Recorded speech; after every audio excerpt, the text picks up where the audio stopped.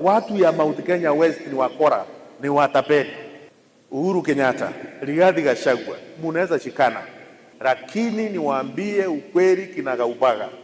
For years, many Kenyans have spoken about Mount Kenya as one political voting bloc. But what if that assumption is no longer true? What if the biggest political battle ahead of 2027 is not William Ruto versus Rigathi Gachagua, but Mount Kenya East versus Mount Kenya West? That is exactly the picture CS Geoffrey Ruku appears to be painting. In one of his strongest political messages yet, Ruku openly challenged former President Uhuru Kenyatta and former Deputy President Rigathi Gachagua, declaring that they should stop treating Mount Kenya East as part of their political territory. Wakati ya kupata matunda kufuatia ile damu ilimwagika na majenerali wetu imefika kupitia kijana wetu Profesa Kithure Kindiki. Yes. Yule ambaye anakadhirika akadhirike. Lakini hiyo ndio ukweli ya maneno. Kanyaga. Yes. Watu wametudharau, watu wametudunisha. Adu wameendelea kutuona sisi ni ile kazukari ya kuangusha kilo. According to him, the region has already made its choice, and that choice is President William Ruto.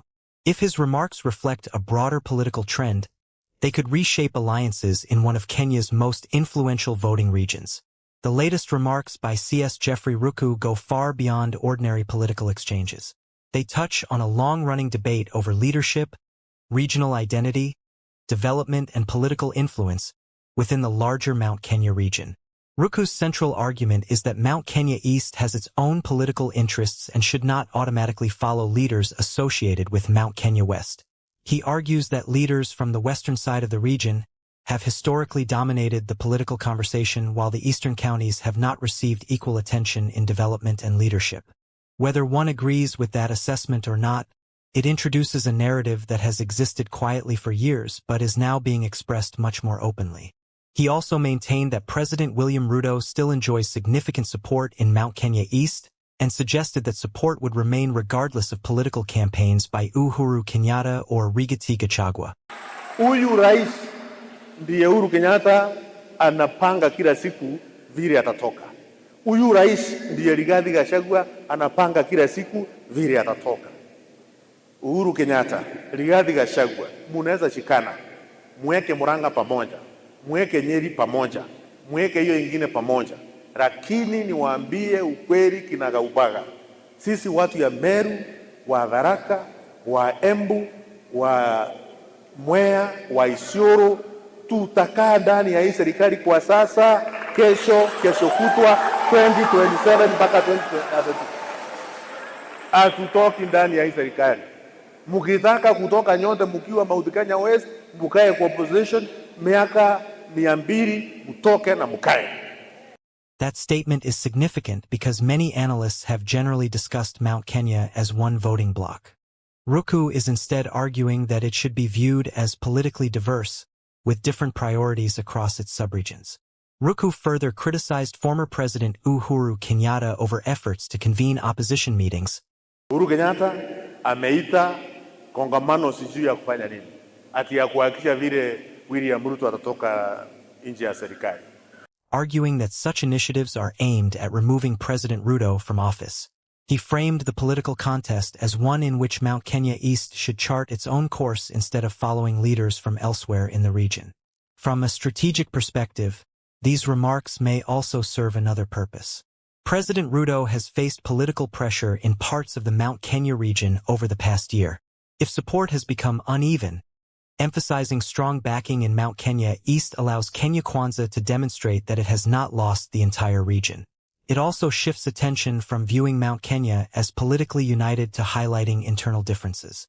At the same time, the opposition has been working to build a broad coalition ahead of 2027. If leaders such as Uhuru Kenyatta and Rigathi Gachagua hope to consolidate support across the region, Ruku's message suggests that they may face resistance from leaders who believe Mount Kenya East should make independent political decisions. Another important issue raised by Ruku concerns development. His claim that Mount Kenya East has been sidelined by leaders from Mount Kenya West reflects a grievance that has surfaced periodically in regional politics. Whether voters agree with that assessment may influence how persuasive his message becomes. Ultimately, elections are decided not only by party loyalty but also by whether voters feel their concerns have been addressed. The broader political question is therefore no longer simply who controls Mount Kenya. It may increasingly become whether the region continues to vote as one bloc or evolves into several political constituencies with distinct interests. If that happens, both the Kenya Kwanza coalition and the opposition will need different campaign strategies for different parts of the region rather than assuming one message fits everyone.